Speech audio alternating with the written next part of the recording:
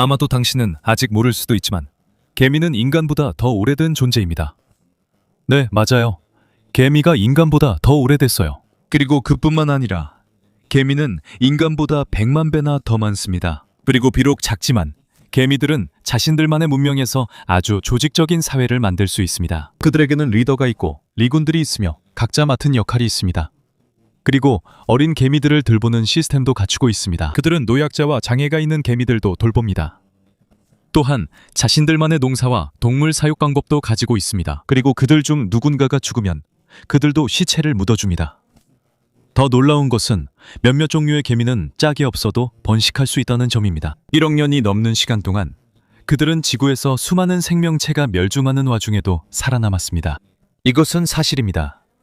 그래서 이번 영상에서는 전 세계의 개미가 얼마나 많은지, 그리고 그들의 전체 무게가 얼마나 되는지 알아보겠습니다. 그들은 지구에 언제 처음 나타났고 어떻게 살아가고 있을까요? 그리고 왜 많은 과학자들이 그들의 사회가 자연에서 가장 견고한 문명 중 하나라고 말하는 걸까요? 하지만 시작하기 전에 이 영상을 좋아요 눌러주는 것 잊지 마세요.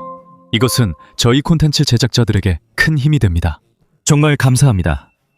이제 시작하겠습니다. 먼저 전 세계에 개미가 얼마나 많은지부터 알아보겠습니다.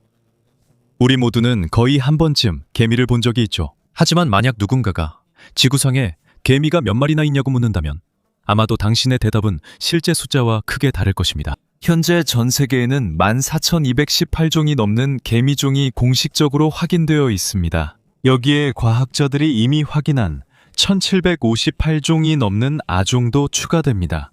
하지만 우리가 이렇게 많이 알고 있음에도 불구하고 현재 살아있는 모든 개미의 정확한 수를 아는 사람은 아직 없습니다. 가장 일반적인 추정에 따르면 지구에는 약 1경 마리의 개미가 있습니다.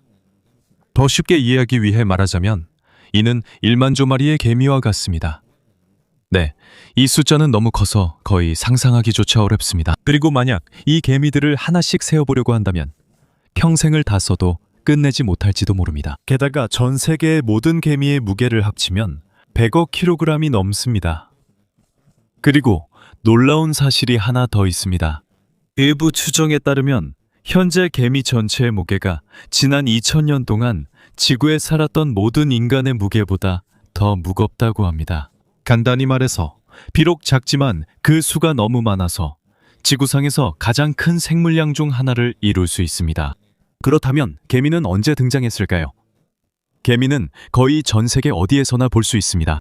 그들은 남극을 제외한 모든 대륙에서 발견됩니다. 과학자들은 개미가 약 1억 1000만 년에서 1억 3천만 년 전에 처음 등장했다고 믿고 있습니다. 그 당시에는 지금과 같은 모습의 세계가 아니었습니다.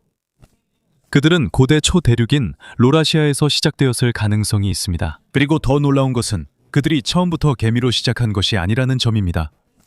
연구에 따르면 그들의 조상은 고대 말벌과 매우 가까운 친척이었습니다. 하지만 아직까지도 정확하게 밝혀진 것은 없습니다.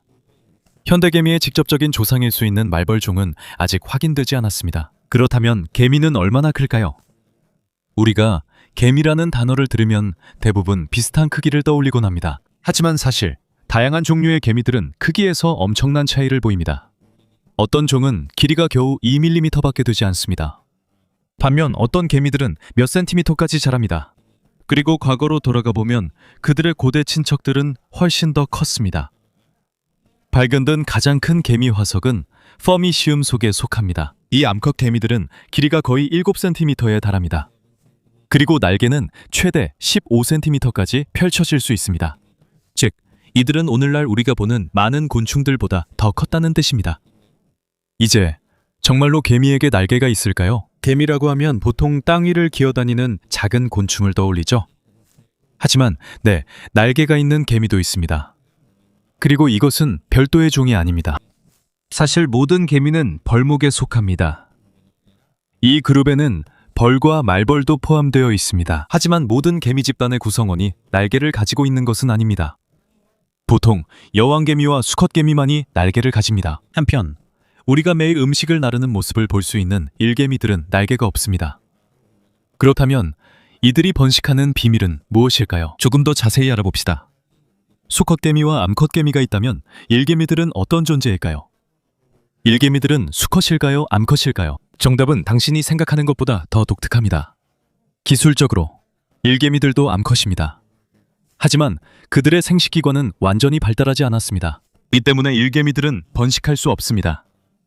개미 세계에서는 자식을 낳는 것이 모두의 권리가 아니기 때문입니다. 이것은 오직 소수의 집단 구성원에게만 주어진 특별한 역할입니다.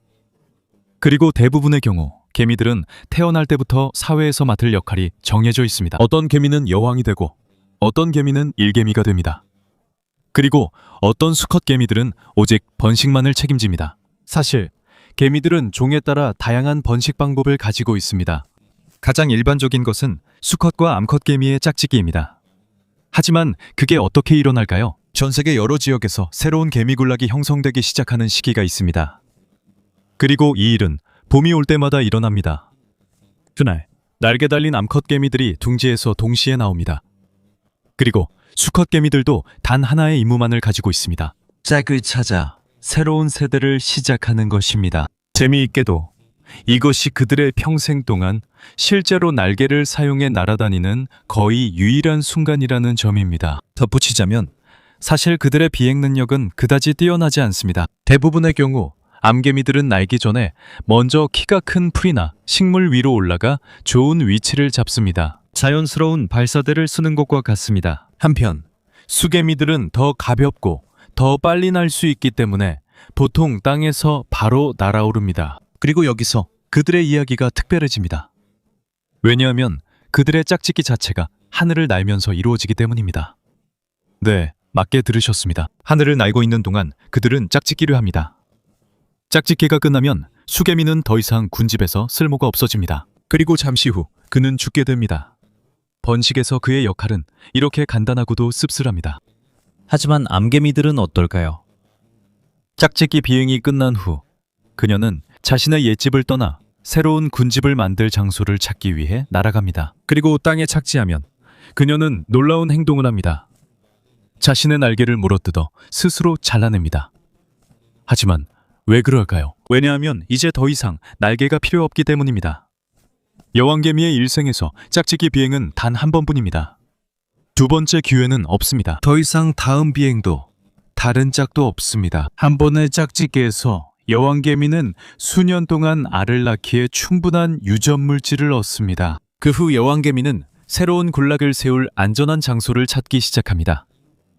그리고 여기서 그녀의 통치가 시작됩니다. 실제로 여왕개미는 일반 개미보다 더 오래 삽니다. 개미에 관한 가장 놀라운 사실 중 하나는 여왕개미의 수명이 매우 길다는 점입니다. 종에 따라 여왕개미는 12년에서 20년까지 살 수 있습니다. 반면에 일반 일개미는 보통 5년 또는 그보다 짧게만 삽니다. 즉, 일개미들은 계속해서 교체되지만 한 마리의 여왕개미는 아주 오랜 시간 동안 살아남아 마치 전체 집단의 살아있는 중심처럼 존재합니다. 그리고 모든 개미가 똑같은 것은 아닙니다. 하지만 모든 개미종이 이런 시스템을 따르는 것은 아닙니다. 일부 종류에서는 일개미들도 번식할 수 있습니다. 하지만 그보다 더 독특한 종들도 있습니다. 정상적인 교미 과정에 의존하는 대신 이들은 거의 자연복제와 비슷한 과정을 통해 번식하는 법을 배웠습니다.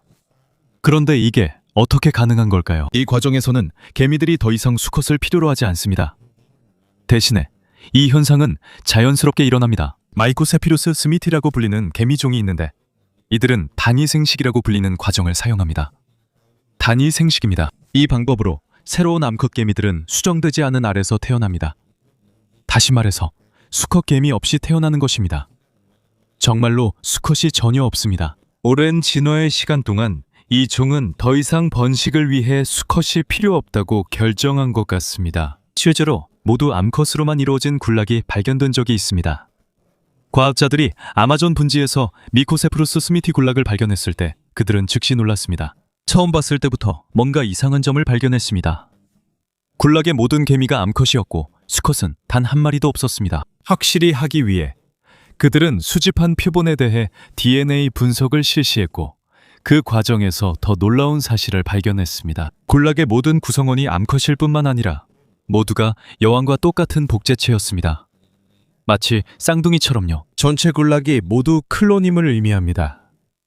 이 연구는 연구진이 발표해 Proceedings of the Royal Society에 게재되었습니다. 그리고 연구자들에 따르면 이 독특한 시스템은 그들이 그 중에 다른 삶의 측면을 연구하던 중 우연히 발견한 것이라고 합니다. 모두가 클론으로 이루어진 한 종류의 생명체입니다.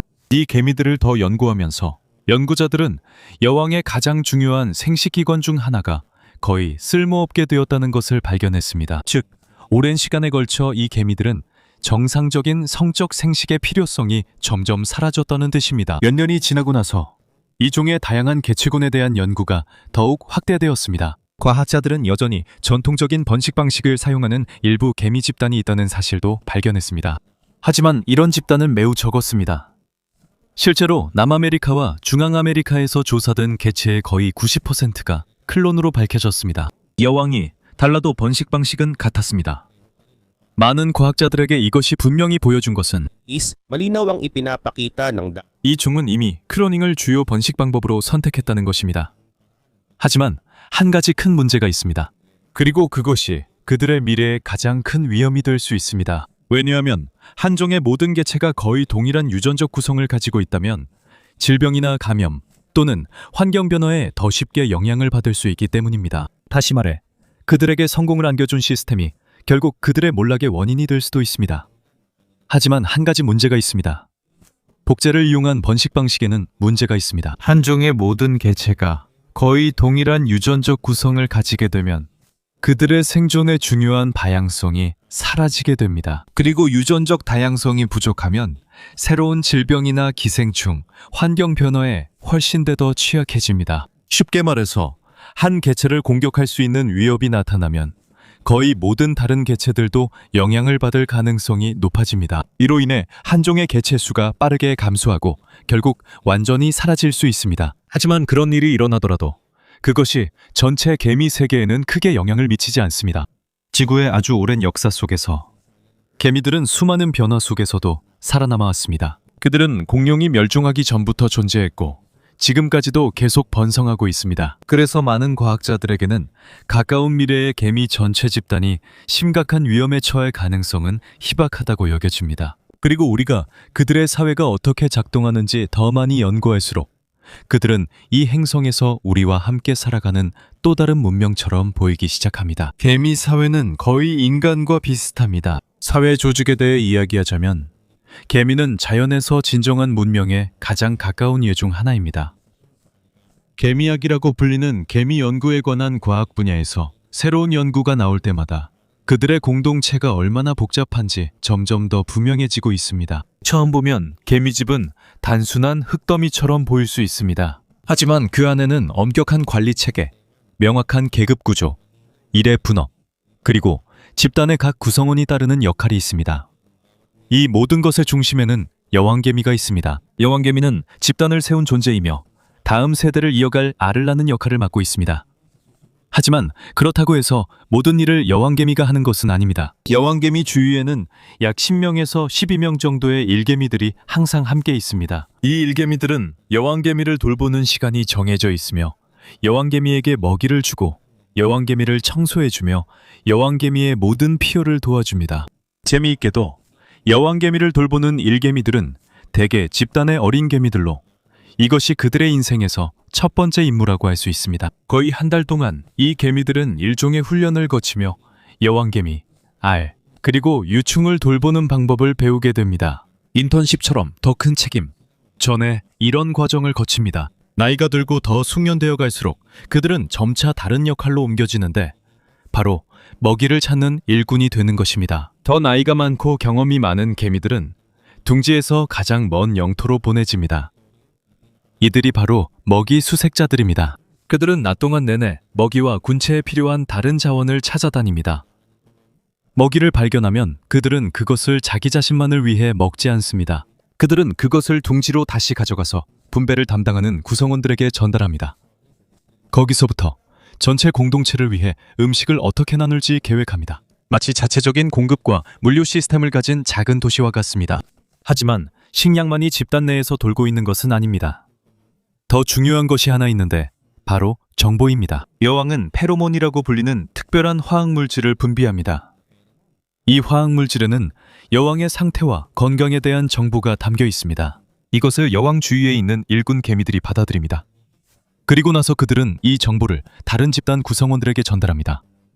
정보를 받은 개미들도 다시 다른 개미들에게 전달합니다. 이 과정은 반복적으로 일어나며 결국 메시지가 거의 모든 집단 구성원에게 전달됩니다.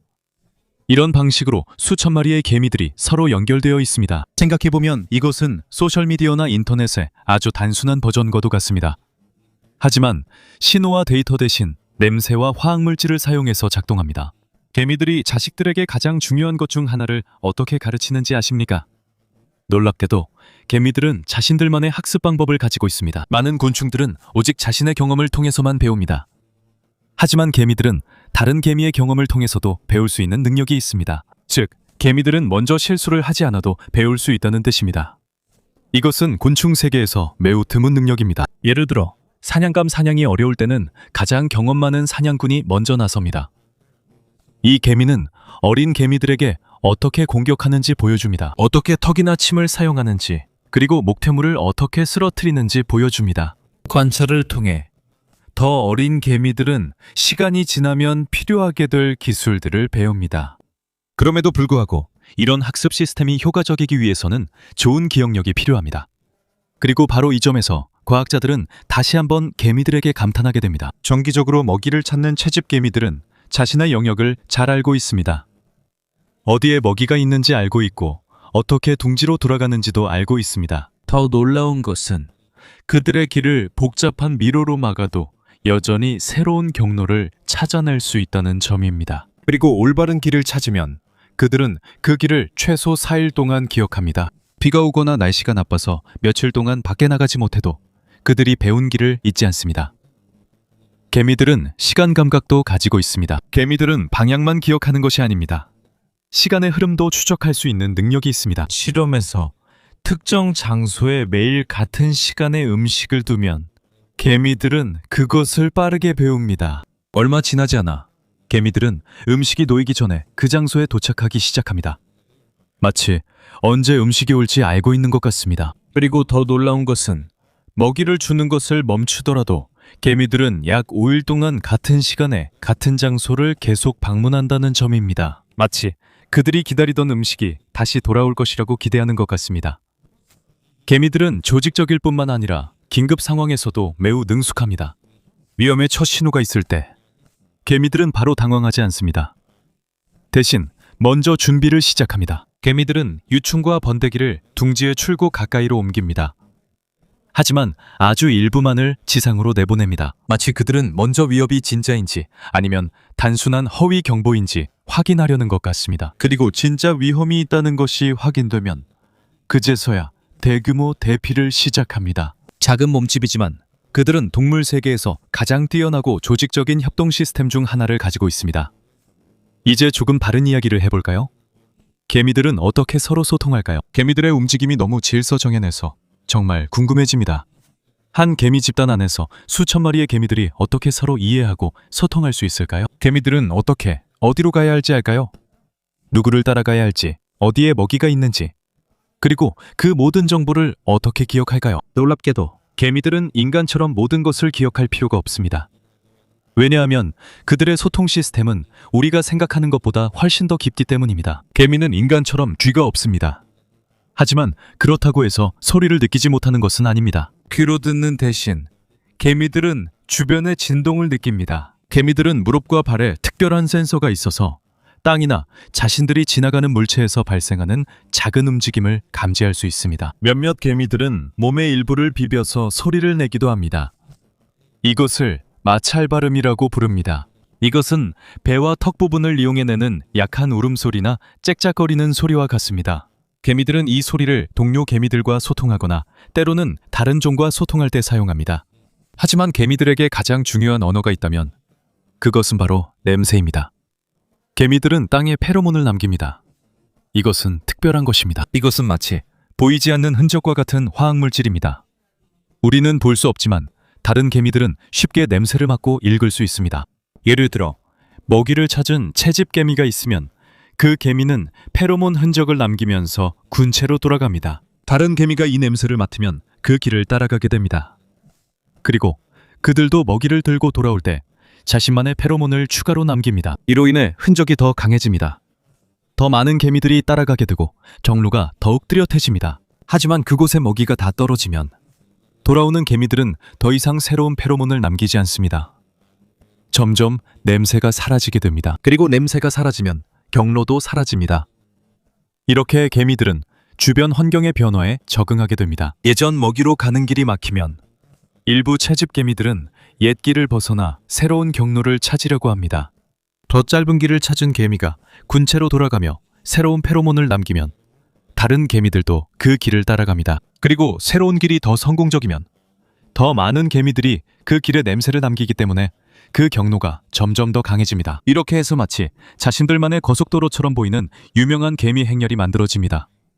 게다가 페로몬은 단순히 방향만을 알려주는 것이 아닙니다. 개미가 으깨지거나 다치면 경보 페로몬을 방출해서 마치 비상신호처럼 작동합니다. 주변에 있는 개미들이 이 냄새를 맡으면 갑자기 공격적으로 변합니다. 공격할 준비가 되는 것이죠. 그리고 이 신호는 멀리 떨어진 다른 개미들까지도 끌어들일 수 있습니다. 일부 종은 적을 속이기 위해 교묘한 페로몬을 사용하기도 합니다. 이것을 이용해 다른 개미 집단을 혼란스럽게 만들어 그들이 실수로 자기 동료를 공격하게 만듭니다. 개미의 몸에는 페로몬을 만들 수 있는 부분이 여러 군데 있습니다. 몸에는 분비샘, 독샘, 그리고 등, 배, 다리 등 화학적 소통에 사용되는 다양한 부위가 있습니다. 그리고 개미들은 페로몬을 땅에만 남기는 것이 아니라 때로는 먹이를 주고받으면서 서로에게 페로몬을 전달하기도 합니다. 이런 방식으로 정보가 전체 집단에 퍼지게 됩니다.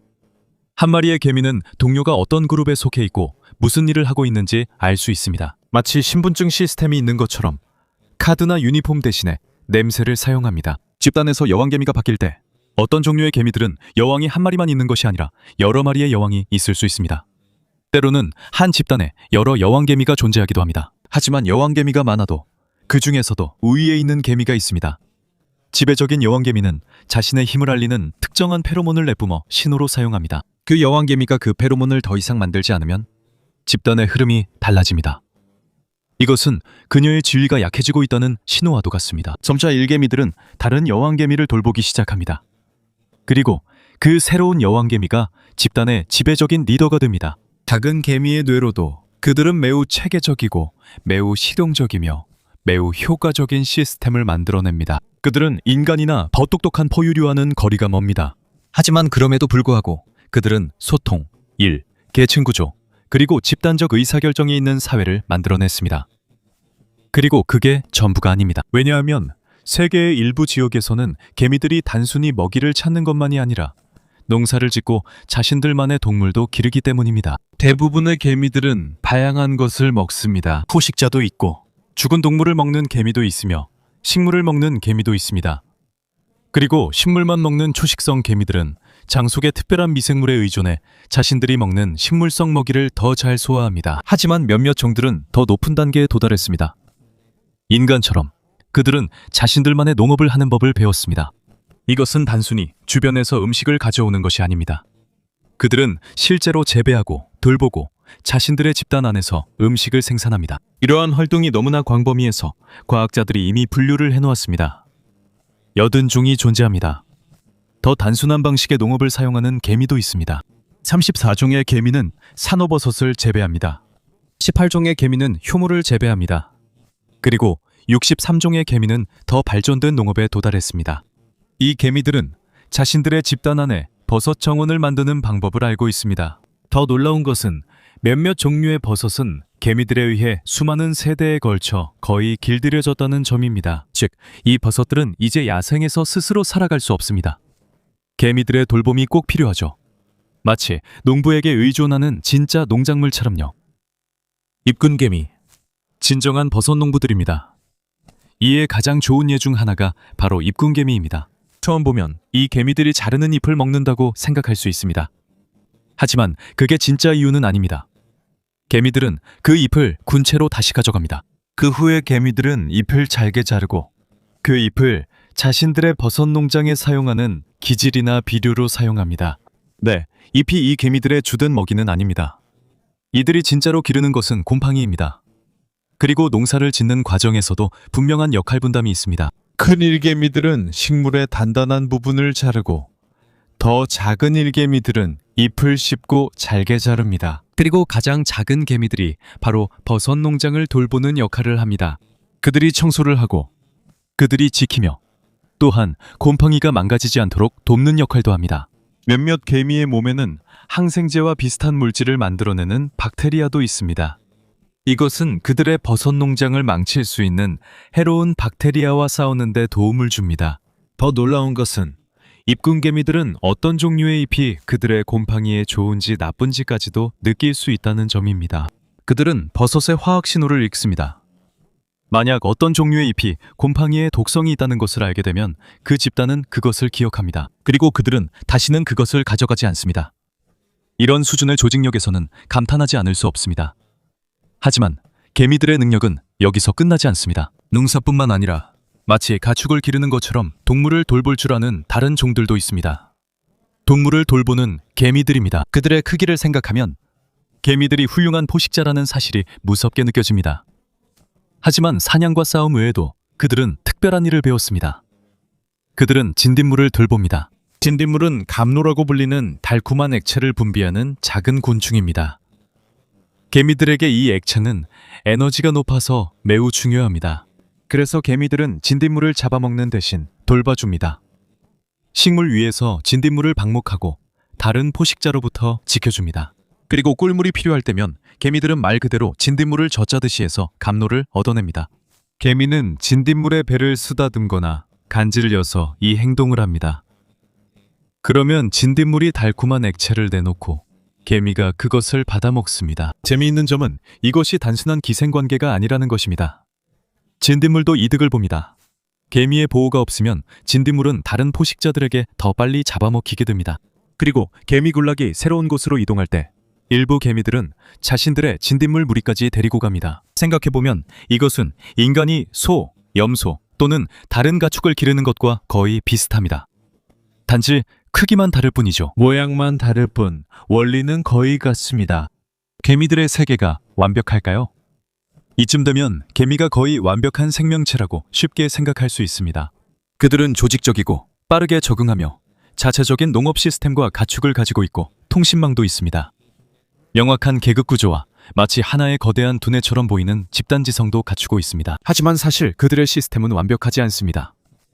때때로 그들 사회의 강점이 바로 그들의 비극의 원인이 되기도 합니다. 개미들의 죽음의 원입니다. 이 장면을 보세요. 수천 마리의 개미들이 원을 그리며 돌고 있습니다. 처음 보면 뭔가 이상한 의식을 하는 것처럼 보입니다. 마치 춤을 추는 것 같고 마치 의식이나 축제를 하는 것 같지만 사실 그렇지 않습니다. 이것은 죽음의 원이라고 불립니다. 그리고 이 안에 있는 대부분의 개미들은 결국 죽게 됩니다. 그들은 힘이 완전히 닿을 때까지 계속해서 원을 돌게 됩니다. 그런데 왜 이런 행동을 하는 걸까요? 그 답은 너무나도 단순해서 오히려 무서울 정도입니다. 시스템 오류입니다. 개미들이 올바른 길을 찾기 위해 사용하는 페로몬 흔적을 기억하시나요? 대부분 그 시스템은 효과적이지만 가끔은 자신들의 냄새에 속을 수 있습니다. 개미 무리가 원을 그리며 걸으면서 자기 자신의 페로몬 흔적을 따라가게 되면 그들은 그것이 올바른 길이라고 생각하게 됩니다. 그리고 그 길을 따라가게 됩니다. 그리고 그 경로가 원을 그리기 때문에 그들은 같은 지점으로 다시 돌아오게 됩니다. 그리고 걸으면서 계속해서 새로운 페로몬을 남기기 때문에 냄새가 점점 더 강해집니다.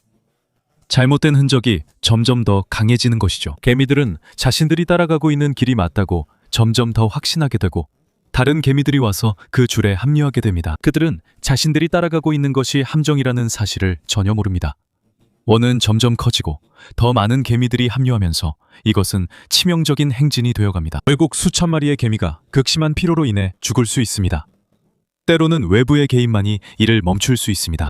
예를 들어 갑자기 무언가가 길을 막거나 길이 바뀌며 어떤 힘이 원을 깨트릴 수 있습니다. 1921년 가이아나에서 미국 여행가 윌리엄 비비의 보고에 따르면 그는 지름이 거의 365m에 달하는 거대한 군대개미의 죽음의 원을 관찰했다고 합니다. 그에 따르면 이 자기 파괴적 행진은 거의 2일간 계속됐으며 이런 일은 드물지 않다고 합니다. 거의 모든 종류의 개미가 페로몬 흔적이 잘못되면 이런 루프에 갇힐 수 있습니다. 대부분 우리는 이런 일이 작게 일어나기 때문에 알아차리지 못합니다.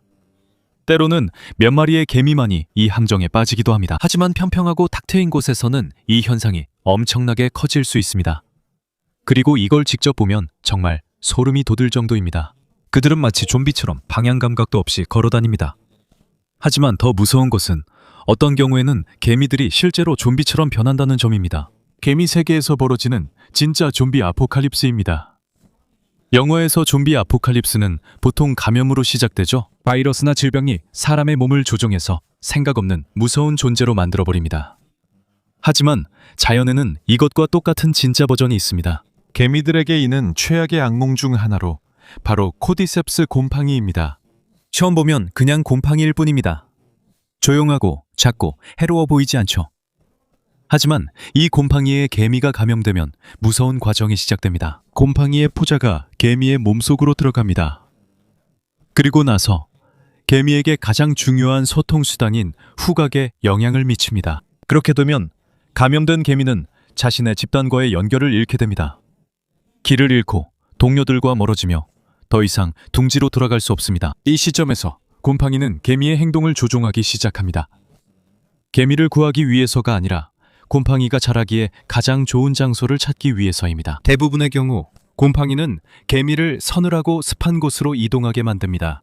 그 후 곰팡이는 개미가 잎이나 가지 아래를 물게 하고 개미는 한 번 물면 떨어지지 않고 그 자리에 고정됩니다. 곰팡이는 점차적으로 근육의 정상적인 움직임을 방해합니다.